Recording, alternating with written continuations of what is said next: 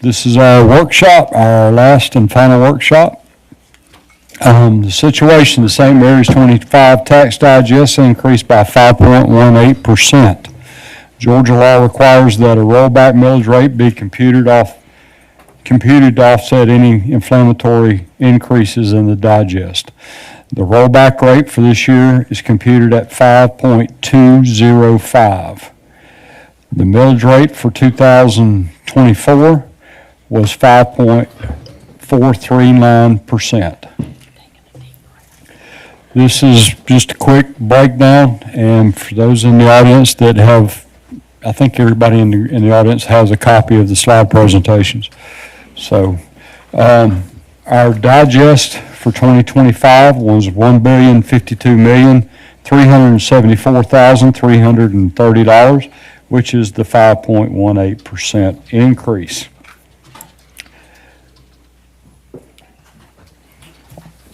You'll notice there's the bottom line is the rollback rate of 5.205. That is in taxes that are levied, $5,477,608. The difference between what's budgeted and what's levied is $49,515, and that is considered a 0%, or i.e. the rollback rate. The percentage of the tax revenue increase from prior year, that is the rollback rate is a 0.65%. If we look at the 24 rate, if we were to stay at the 24 rate, which is what was advertised, that would be $5,723,864,000, which the difference between budgeted and levied is $295,771, which is a 4.5% increase.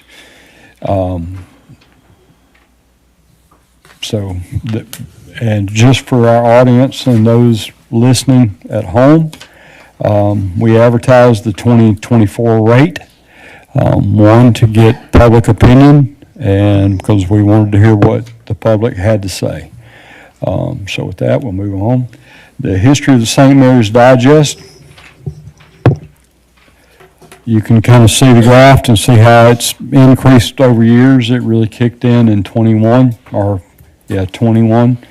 and it's climbing rapidly. The millage rate, on the other hand, is in a decline. That is just the millage rate number. Just as a reminder, the value of a mill is what we're focusing on. That number may be dropping, but the value may be increasing or staying the same. So that's the key component there. How it looks when you combine the two.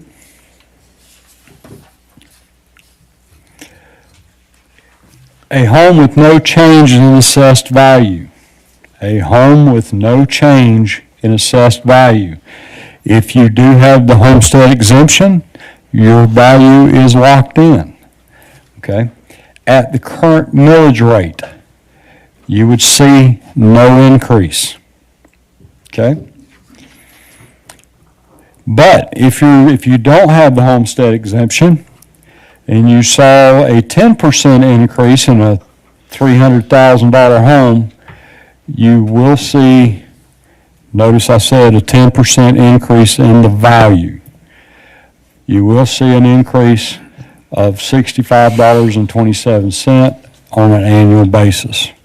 Okay? And everybody can do the math from there to figure out what that is a month. So, property tax, and and just FYI, that is at the 5.439%, which is what our current percentage is. So the only way you will see a growth in your taxes if you do not have the homestead exemption is if you saw an increase in your assessed value from the tax assessor's office. The 2025 property tax, fund balance and general balance. The fund balance history for the general fund. Currently we're sitting right around $12,236,000 $217. This is a graph that kind of shows you where we've had to dip into it. If you'll look where the gold line, or if you're an audience, gold or orange or whatever color that is from your perspective, where you see the dip in 2018 and again in 2020 and 2018, that's Hurricane Irma. In 2020, that was COVID. That's when we had to dip into our funds to keep things going. So that gives you a little bit of a perspective. Mr. Mayor, that concludes the slide presentation. Okay, thank you, Mr. Horton. I'm sure, council has a few comments. I know we've got a few new faces that I don't recognize from the previous two meetings that we've had.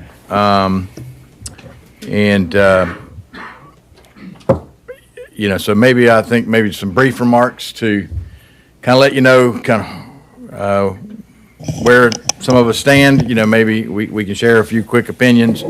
And we'd like to really, like I say, hear from citizens about it. And I'm sure we'll have more discussion later on, especially during the council meeting when it's up for a vote. But, one of the reasons that I personally am supporting us holding to the current millage rate to create a little bit of increase there in revenue, a number of different reasons. And, of course, we adopted a rollback rate last year, so this would have been 2 years now operating on essentially the same income, while our expenses, like everyone's household expenses, have been increasing.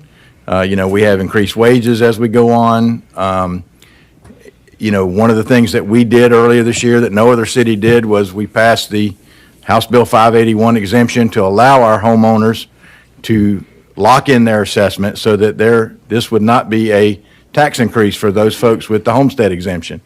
And, it only kind of comes into additional properties, investment properties, commercial properties that would see this little bit of increase in their tax rate. Doing those exemptions and those kinds of things have affected the revenue that would normally come in because it is being held back due to the assessments being fixed. Yes, the budget as we budgeted it is at a more or less break-even point, and this provides a little bit of extra cap or cushion beyond that. But as we discussed in some of the other meetings, we do have some fairly large expenses looming upon us, and front of mind there is the new city hall and trying to get into the new city hall.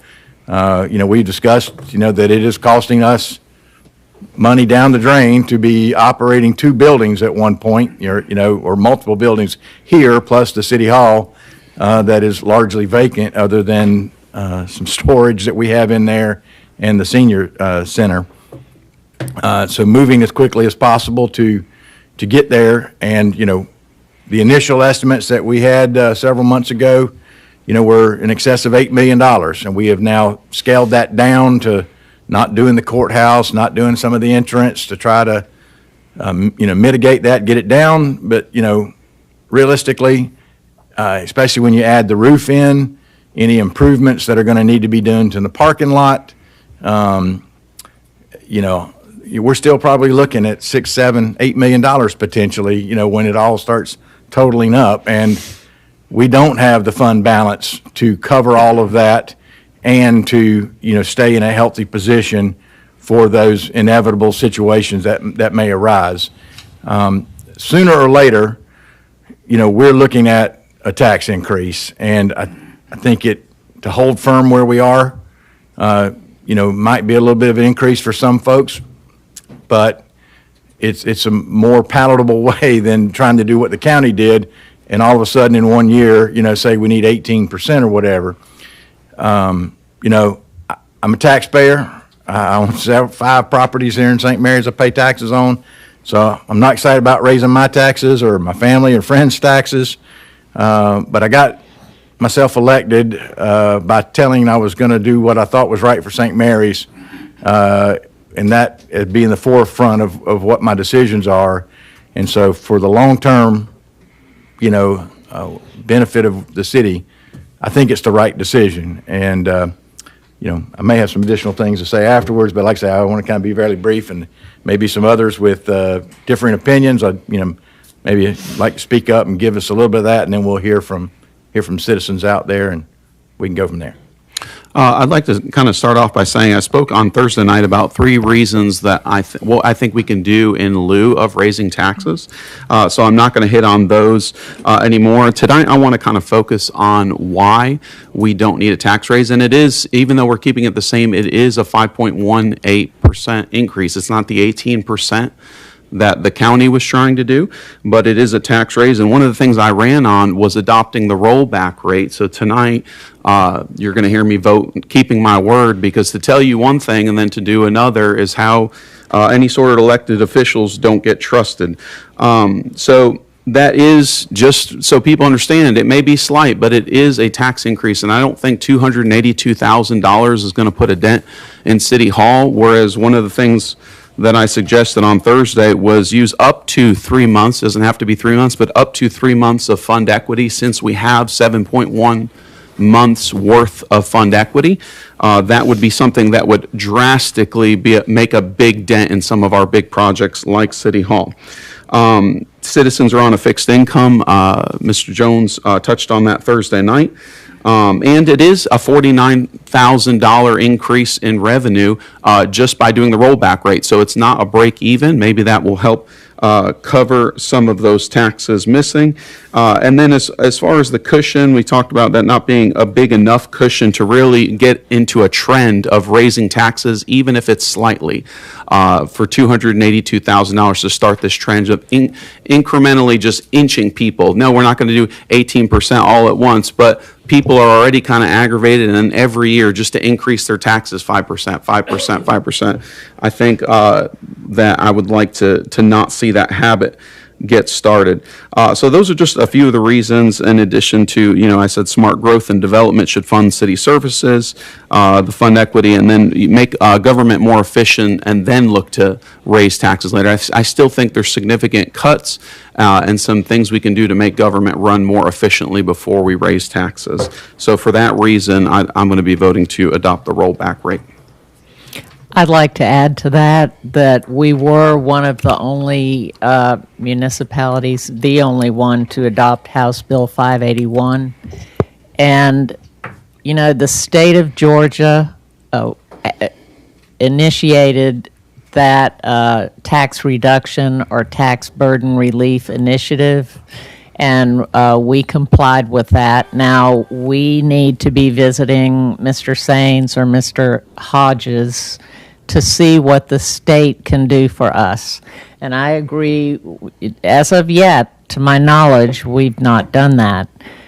So we need to be looking at that. That will provide some funds for things that we need, infrastructure, possibly the new city hall, improvements that we need in our roads.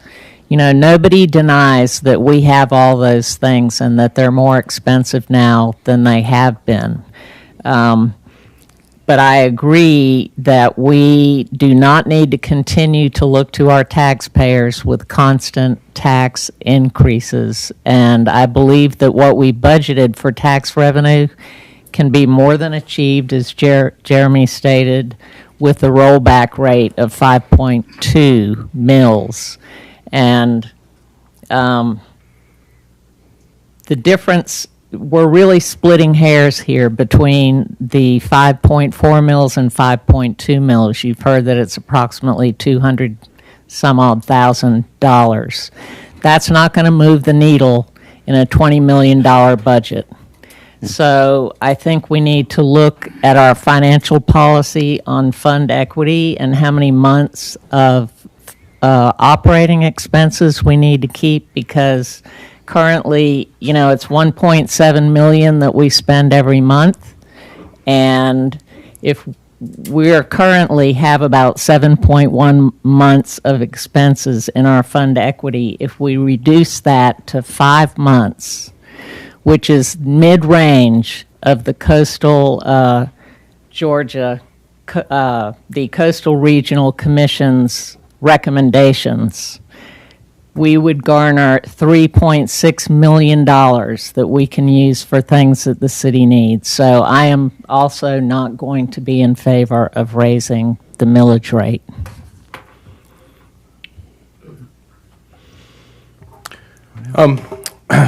I'll speak and so I know we're discussing the our fund equity and how many months that we should have in our reserves. We do have some known expenses that are coming out of that. We do have $1 million of ARPA money sitting there that is going to be tabbed for City Hall, so we can count that as an expenditure towards City Hall. $237,000 sitting there as an earmark for the PSA that settlement we received in 2018 or 19, whatever year that was. But for when we have an expense with the PSA that would involve the tax liens that we all know are sitting there. The City Hall budget itself, we did not put anything in the budget for City Hall. And kind of like the mayor said, it's going to be $6, $7, $8 million. I'm going to use the middle number of that, $7 million. If we have to incur expenses and we need to get into City Hall sooner than later, at the last budget hearing, I quoted a number that was given to me back in May of last year that our expenses for that old City Hall building is an ulcer. It's something we need to get rid of and move forward into the new City Hall building. It was $14,400, and that was the number given. But it's actually greater than that. There were some costs not included in that, to where actually our monthly expenses, when you add insurance and other things into that just were kind of not included in that number, is closer to $21,000 a month of annual or a monthly expense just sitting there in that building that we haven't moved forward into. And the last 3 months, we spent $107,000. So for the last quarter, we spent $35,000 a month with unexpected expenses into that City Hall building that we need to act on sooner than later to get into. So that is monies, when those unexpected expenses come out of that fund equity.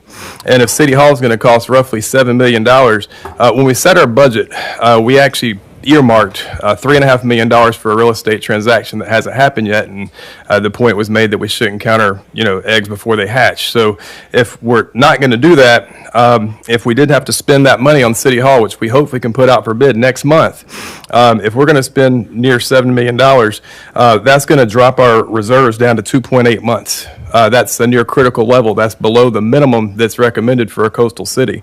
Now, let's just say that egg does hatch and we get that $3.5 million back. That still puts 4.9 years when we have to cover the difference of that City Hall, if you counted the ARPA money and the $3.5 million projected real estate transaction. And that still puts us just below 5 months. For comparison, our neighbor city in Kingsland, which doesn't have as much coastal area as we do. I mean, they do have wetlands, they do have some riverfront area, but they have 8 months of reserve, so they're able to hit a rollback rate. They're able to do that currently, and we're not in the same financial position to do that. So we all approve the budget, and we just have to responsibly pay for it and make sure we don't get caught with our pants down in case something does happen. Hurricane Irma, when that came through, that was several $1 million that it cost the city when that came through. So I know it's not always easy to make the unpopular decision at the time, but we were elected to make the right decision for the city. And I know it's not a needle mover per se, just to get that additional small collection that will be more towards your multi-property owners, because primary residences, the homestead does affect that, and it keeps your property tax value the same, so your taxes will not go up. And if you're not in the homestead exemption, then it's only if your property is reassessed should you see a increase in your property taxes. I own an extra property in St. Mary's. It affects me. I don't like it, but in my opinion, I feel it's the responsible thing to do to make sure we don't get in too big of a hole. It's just an incremental increase to make sure that we, are able to sustain financially and not see ourselves where we have to do a huge tax increase, or we're, God forbid, having to take out a loan to carry our year out if we did have a storm come through, if we've minimized our reserves down to 2.8 months before any type of real estate transaction comes through. So I just think it's the right thing to do, and I feel like that's why I was elected, to make the right decision, and that's what I think I'm trying to do here today. I'd like to add one thing to that. You know, the elephant in the room is really the new city hall, and it is costing us money to have this location and that is not a good scenario. But just to refresh everybody's memory on that, when it was announced that St. Mary's was going to purchase that, it was to be a turnkey purchase with perhaps $1 million to $2 million invested to modify the space so that we could use it. And if you're questioning that, you can go back and look at the tapes of the meeting. So I am wondering how we got from $1 to $2 million to $7 million. And that is a problem for us, okay? So I know that it's difficult, but, and a lot of the plans were drawn before a couple of us were even on the council, but I think we need to ask that question. How did we get there? And, you know, what is the financially responsible thing to do? And it's not an easy question to answer, because there's merit to the fact that we are spending money every month and getting nothing for it other than operating the senior center. So those are my concerns, and when we feel like we're pressed for money, we cannot continually go to the citizens for that. We have to learn to live within our means, just like all of you do. I'd like to ask a question. Mr. Horton, last year this time, what did we do? Did we adopt a rollback? Yes, sir. In the same scenarios, Yes, sir. some of the same things that we're arguing about now? The only difference is this year you've got two factors that didn't exist. One being the homestead exemption, the House Bill 581, and the new the adjustment to the senior exemption. Okay. Those are the only two differences. Okay, well, raising taxes roughly $300,000, I don't think will put a dent in what we need to have for the next year. And I would rather just maintain what we got, do the rollback. The citizens will not see a tax increase. And really, when I look at citizens, I'm not looking at people like most of us that can afford it.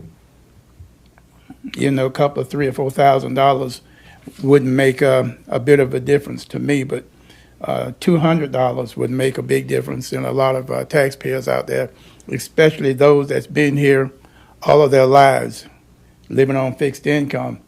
They can't go to their bosses or anybody else and say, I need an increase. And with the uncertainty of what's going on nationally, I'm not going to put an extra burden on the citizens of Camden County or St. Mary's if I can help it. And right now, I'm not going to face the issues of possibly people having to worry about paying their taxes or getting medicines or eating. So I will not be voting for any kind of an increase.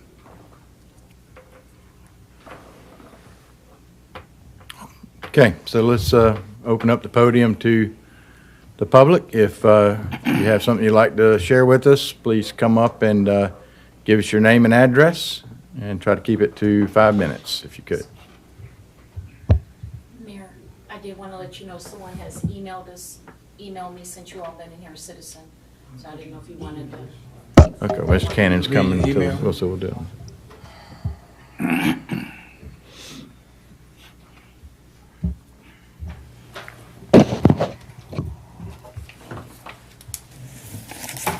Tom Canning, 410 Point Peter Place.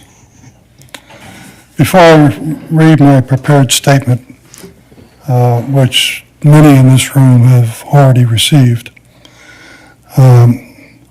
I think there's a couple of things that should be made clear. In my opinion, your decision today is not about the math. It's about the people. You have a budget that you're obligated to support. People at home have a budget they're obligated to support for their friends, for their family.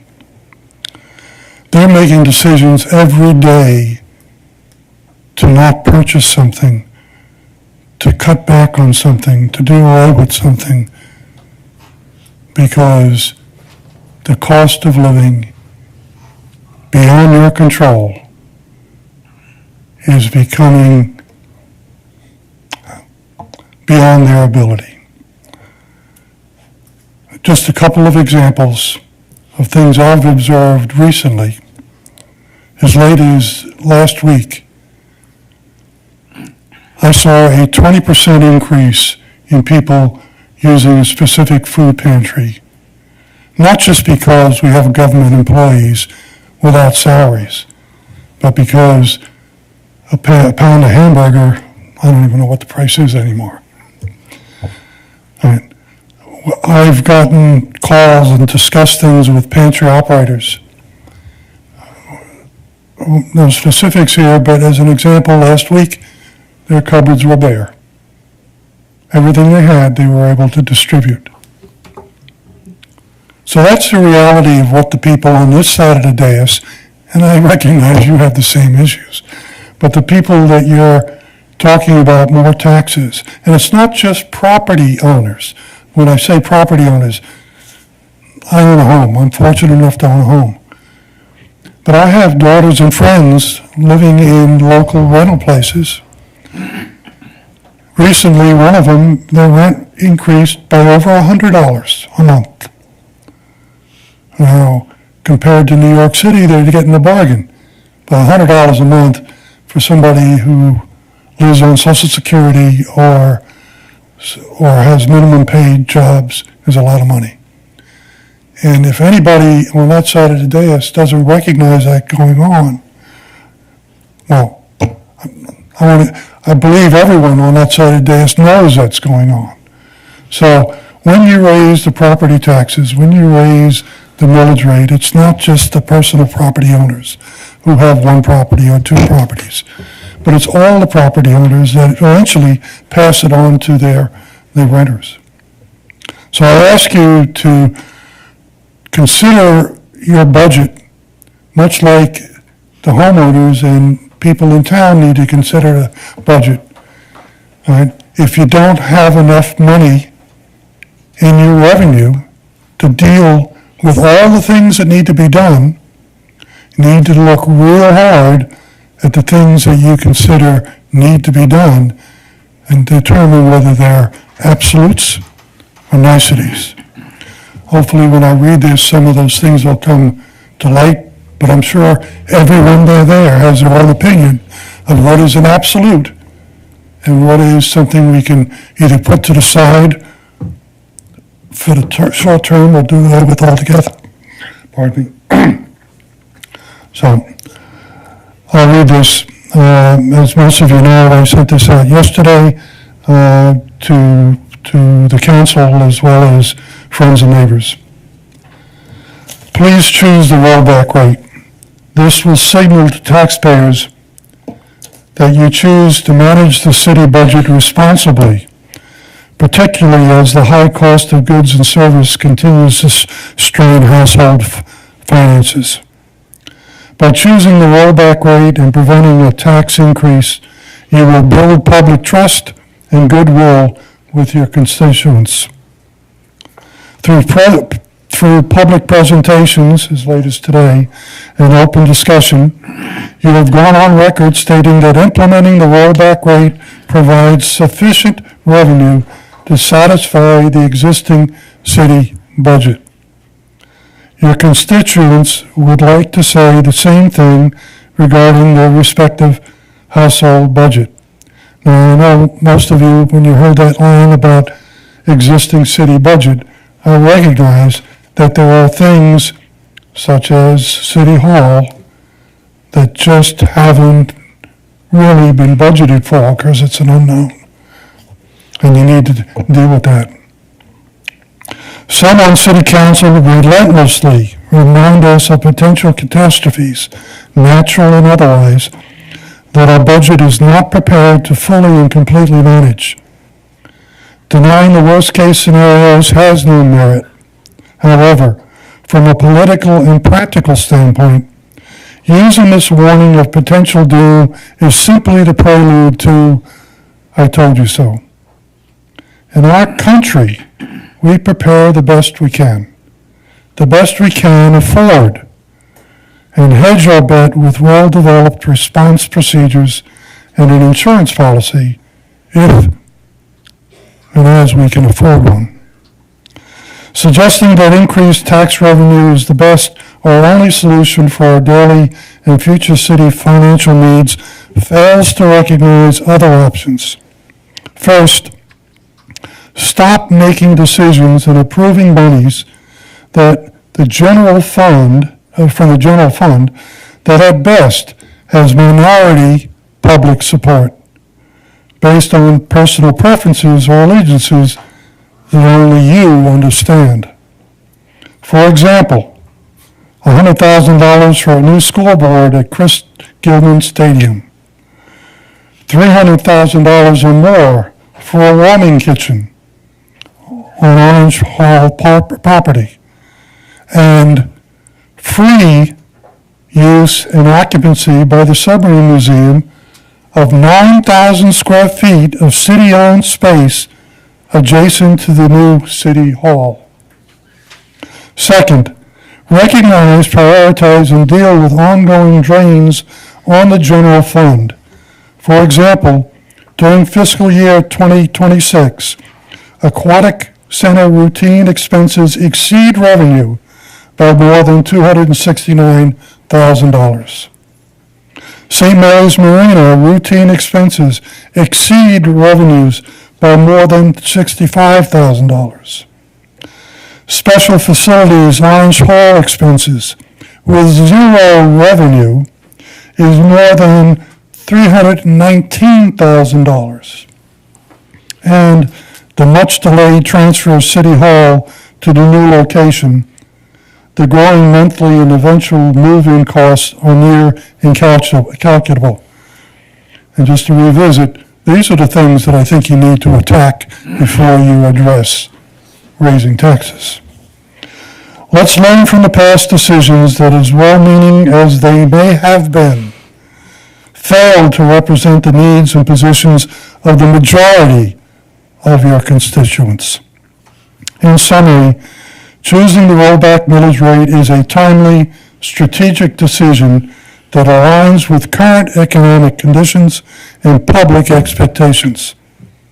It allows the city of St. Mary's to prevent tax increases on existing properties during a period of inflation and interest rates, while also fostering transparency and responsible fiscal management. Thank you.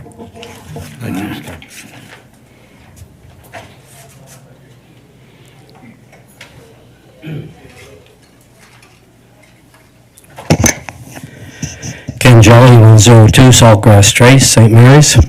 Mr. Mayor, council members.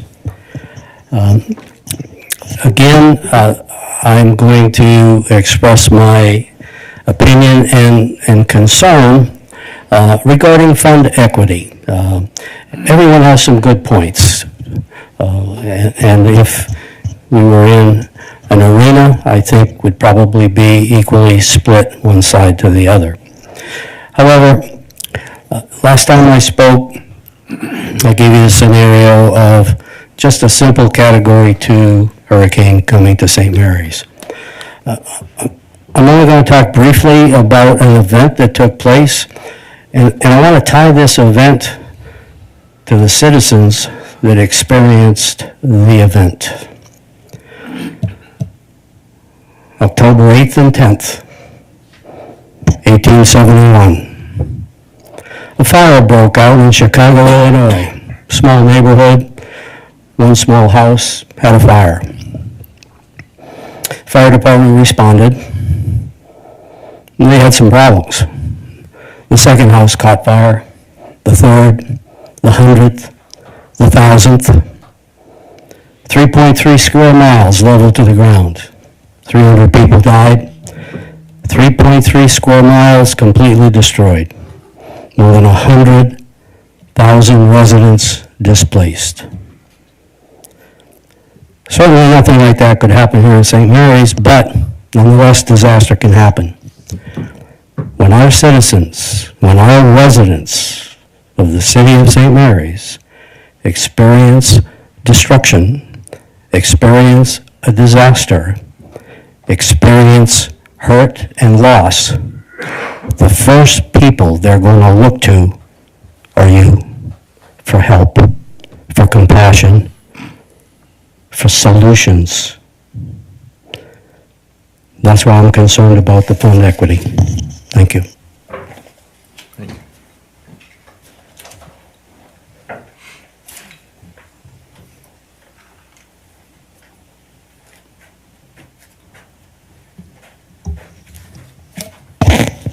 Larry White, 102 Sylvia's Court. This public input started at 5 o'clock this afternoon, and we just spent over half that time listening to the city council express their opinions about how they're going to vote on this issue. That's atrocious. You're supposed to allow the public time to have their input. You've already made your minds up, so why reiterate what you already said? You said this before, the last two public hearings, so why repeat it? Next thing I want to say, let's talk about the new city hall. I've been here. I know what goes on at the new city hall. Initially, there was not that much supposed to have been done to the new city hall, other than renovate it and put it in operation. But the city council, along with the staff, decided, well, we're going to allow some other people move into there. The Chamber of Commerce, the whoever else, the court, everybody. So we kept changing the design of it. As you start changing this on the new city hall, expenses go up. You're redesigning it. So my input right now is stop trying to redesign it. If you get the new design in next month, build it. Don't change anything, because the prices are going to go up no matter what you do. Fund equity. The big thing is fund equity. We talk about emergencies. Every time that a storm or hurricane has come close to St. Mary's, and we've had damage to St. Mary's, it came out of the fund equity to pay for it. But if I'm not mistaken, you recovered that money from FEMA, because they paid for it. And I'll tell you right now, the city's not going to get a dime from FEMA. This FEMA ran out of money. Actually, it's taken away from them by the present administration. So you're not going to get any money from FEMA at all. So just build that into your contingency fund or the fund equity fund, because you may have to pay for something. Everybody, all the advisors across the country, tell households, oh, on your monthly income, you should have 6 months of emergency spending so you can survive if you lose your money. What does a city do? You've got to have at least 6 months of your spending. I know we spend over $1 million a month in the city. So you should have more than that in your fund equity. And let it go down just because you want to appease some people in the city that you said you're not going to raise their taxes on them. That doesn't fly. What's going to happen if you run out of money and then you really got to increase taxes so the city can run? And the citizens aren't going to like that. Thank you.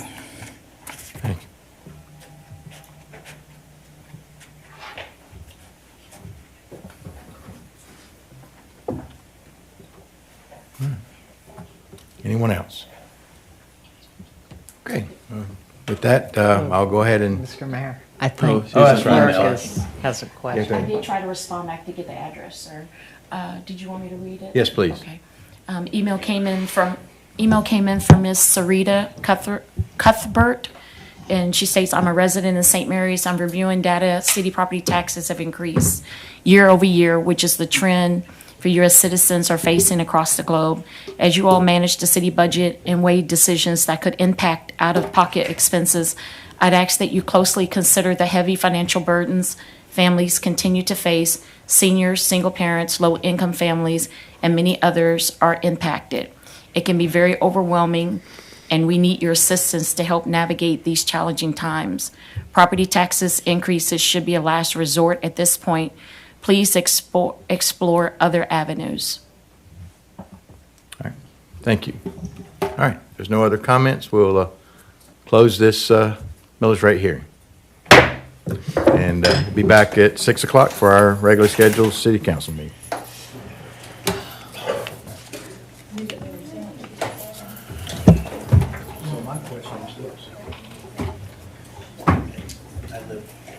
If we don't keep the current millage rate, what's going to happen?